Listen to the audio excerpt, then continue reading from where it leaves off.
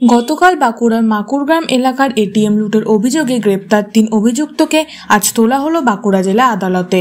Police সূত্রে জানা যায়, একটি প্রাইভেট গাড়ি করে ৩ জন এসে মাকুড়গ্রাম এলাকায় একটি এটিএম ভেঙে টাকা লুট করার চেষ্টা করে।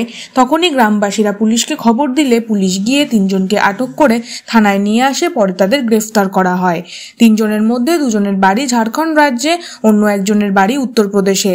তবে তারা এর আগে কোথায় কোথায় এই ধরনের কাজ করেছে বা জেলাতেই এই ধরনের কাজ করেছে কিনা এবং এর পিছনে কোনো বড় দল জড়িয়ে রয়েছে কিনা সবকিছুরই তদন্তের সাপেক্ষে 14 দিনের পুলিশি রিমান্ড চেয়ে আজ বাঁকুড়া জেলা আদালতে তোলা হয়। বাঁকুড়া থেকে মোহাম্মদ শাহজাহান আনসারী রিপোর্ট, বিশ্ব বাংলা নিউজ।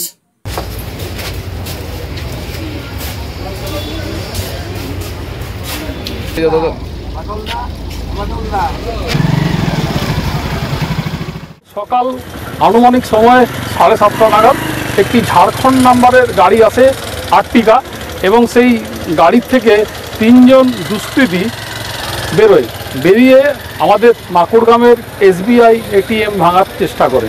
এবং আমরা গ্রামবাসীরা বুঝতে পারি নানা রকম শব্দ হচ্ছিল, আওয়াজ হচ্ছিল। আমরা গ্রামবাসী ঘিরে ধরি এবং 3 জনকে আমরা ধরে ফেলি এবং একজন দৌড়ে পালিয়ে যায়। আজকে কি করা? আজকে বাঁকুড়া সদর থানা থেকে কোর্টে আনা হবে। মোট ছিল 4 জন, ধরা পড়েছে, একজন চলে গেছে। আমরা খুবই আতঙ্কে আছি। আমরা পুলিশকে বলেছি যে আরও নিরাপত্তা বাড়ানো হোক। আপনার নাম? সিদ্ধার্থ সিংহ, মাকুড়গ্রাম।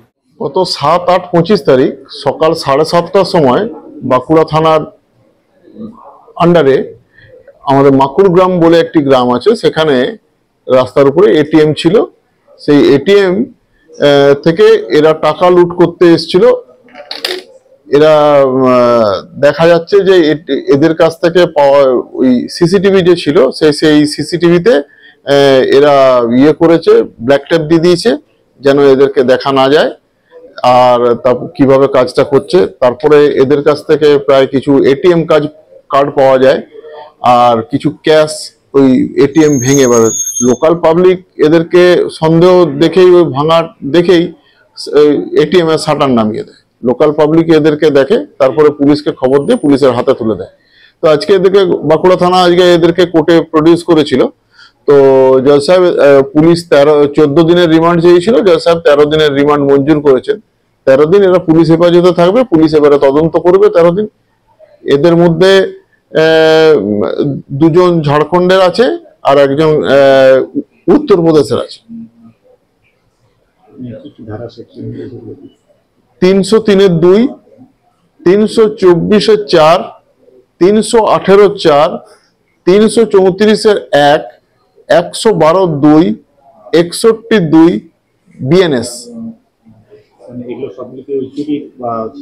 হ্যাঁ,